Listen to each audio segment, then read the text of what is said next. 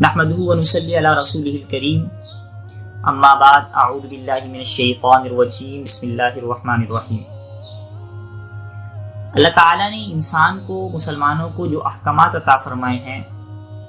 وہ مسلمانوں کی طاقت اور وسعت کے مطابق احکامات عطا فرمائے ہیں۔ کبھی ایسا نہیں ہوا کہ انسان کی طاقت سے زیادہ کوئی اسے حکم دے دیا گیا ہو۔ قرآن مجید نے اس بات کی وضاحت فرمائی کہ لا یکلف اللہ نفسا الا وسعها، کہ انسان کو اس کی وسعت کے مطابق ہی مکلف بنایا گیا ہے۔ سارے احکامات میں ہم یہی چیز اور یہی حکمت اور مصلحت دیکھ سکتے ہیں۔ اب رمضان مبارک کے روزوں کی جانب آئیں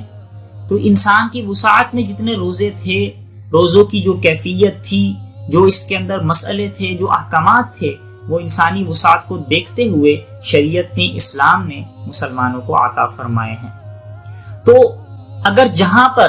انسانی وسعت سے بڑھ کر کوئی چیز ہو جائے، انسانی طاقت اور استطاعت میں نہ رہے، وہاں پر شریعت نے روزہ چھوڑنے کی، روزہ توڑنے کی، روزہ نہ رکھنے کی اجازت بھی دی ہے۔ تو آج کی نشست میں وہ صورتیں میں ذکر کرنا چاہ رہا ہوں کہ جن صورتوں کی بنا پر روزہ نہ رکھنے کی اجازت ہے، روزہ چھوڑنے کی اجازت ہے۔ تو سب سے پہلے تو اس میں وہ صورتیں آتی ہیں کہ جس میں بالکل بھی روزہ رکھنے کی اجازت ہی نہیں، روزہ رکھنا ہی گناہ ہے، آپ یہ سمجھ رہے ہیں۔ اور وہ صورتیں خواتین سے متعلق ہیں کہ اگر خاتون، عورت مینسس کی کیفیت میں ہے، حیض و نفاس کی کیفیت میں ہے، ناپاکی کی کیفیت میں ہے، تو شریعت نے اسے روزہ رکھنے کی اجازت نہیں دی۔ فرمایا اس کے لیے ضروری ہے کہ وہ روزہ چھوڑے گی اور پھر بعد میں اس روزے کی قضا کرے گی۔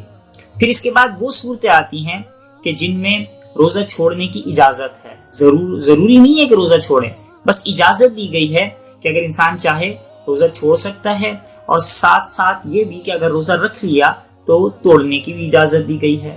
ان صورتوں میں سے سب سے پہلی صورت جو ہے وہ ہے مرض،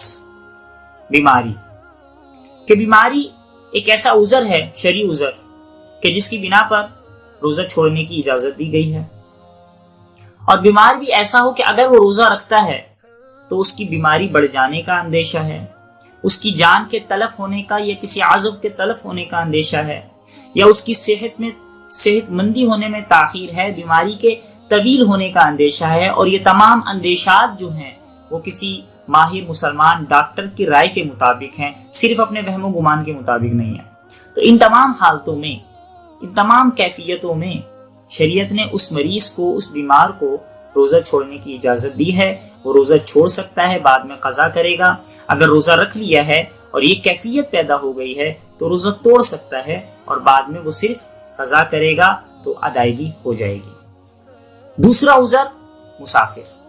حالت سفر میں، اور سفر شرعی ہو۔ سفر شرعی کا مطلب یہ ہوتا ہے کہ جس میں کم از کم 48، کم از کم جو ہے 83-84 کلومیٹر کا فاصلہ طے کیا جاتا ہے۔ تو ایسے سفر شرعی میں جو مسافر اس سفر کو طے کر رہا ہے، شریعت نے اس کو اجازت دی کہ وہ روزہ چھوڑے، اجازت دی ہے، روزہ چھوڑ سکتا ہے، بعد میں اس کی قضا کرے گا۔ اور پھر اس میں کچھ تفصیلات بھی ہیں۔ اگر اس نے صبح ہونے کے بعد سفر شروع کیا ہے اور پھر اس نے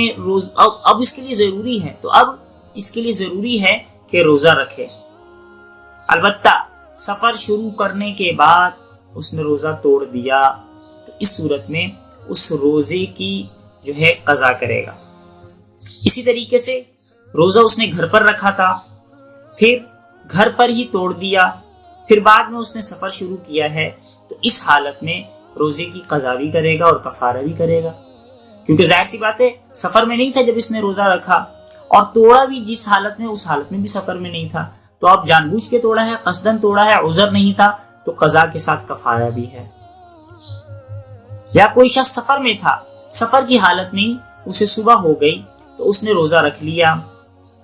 تو اب اسے اختیار ہے، روزہ توڑنے کا بھی اختیار ہے اور روزہ نہ رکھنے کا بھی اسے اختیار ہے۔ روزہ چھوڑنا چاہے تو چھوڑ سکتا ہے، اس صورت میں صرف اس پر قضا لازم آئے گی۔ یہ سفر کے حوالے سے یہ کچھ تفصیلات تھیں جو آپ کے سامنے ذکر کر دی ہیں۔ البتہ ایک بات یاد رکھیں کہ اگر سفر میں کوئی زیادہ مشقت نہ ہو، روزہ رکھ سکتا ہو، تو بہتر اور افضل بات یہ ہے کہ روزہ رکھے، روزہ چھوڑے نہ۔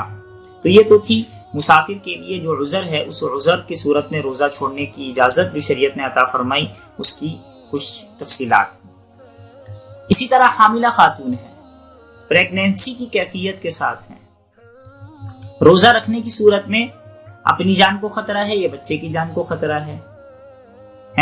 روزہ رکھنے کی صورت میں اس عورت کو مشقتیں زیادہ برداشت کرنی ہوں گی۔ اس حالت میں شریعت نے اجازت دی ہے کہ وہ روزہ چھوڑ سکتی ہیں، بعد میں اس کی قضا کریں گی۔ اسی طریقے سے وہ خاتون جو بچوں کو دودھ پلاتی ہے، مرضعہ جسے کہا گیا ہے، تو وہ بھی اگر جو ہے کیا کہتے ہیں بچے کی صحت کو یا اپنی صحت کو خطرہ ہے، کیونکہ دودھ پلانا ہے، اب ظاہر سی بات ہے، یا آئندہ وہ روزہ کمپلیٹ نہیں کر سکے گی، مکمل نہیں کر سکے گی، اتنی کمزوری لاحق ہو جائے گی، تو اس حالت میں شریعت نے اجازت دی ہے کہ وہ روزہ چھوڑ سکتی ہیں یا روزہ توڑ سکتی ہیں، تو اس میں بھی انہیں کفارے کی ضرورت نہیں ہے، قضا کرنے سے مکمل ہو جائے گا۔ اسی طریقے سے ایک شخص معمول کے مطابق اپنا کام کاج کرتا ہے، لیکن اس کے بعد ویسے تو وہ صحت مند تھا، بیمار نہیں تھا، کوئی عذر نہیں تھا، لیکن اس کے بعد اس میں بھوک اور پیاس کی اتنی شدید کیفیت پیدا ہو جاتی ہے کہ اگر اس بھوک و پیاس کو دور نہ کیا جائے گا تو اس کو ہلاکت کا اندیشہ ہے، تو شریعت نے اجازت دی ہے کہ وہ روزہ توڑ سکتا ہے،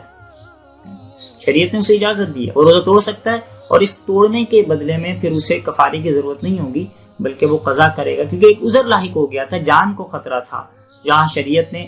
مکلف جو ہے کیا کہتے ہیں اس کی وسعت سے بڑھ کر عمل ہو رہا تھا یہاں پر، تو شریعت نے اسے تھوڑی سی اجازت دے دی، روزہ توڑے گا، بعد میں اس کی قضا کرے گا۔ تو یہ چند صورتیں آپ حضرات کے سامنے ذکر کی کہ جن صورتوں میں روزہ چھوڑنے کی یا روزہ توڑنے کی شریعت نے اجازت دی ہے۔ اللہ تعالیٰ ہمیں شریعت کے تمام احکامات سمجھنے کی توفیق مرحمت فرمائے، آمین۔ والسلام علیکم ورحمۃ اللہ وبرکاتہ۔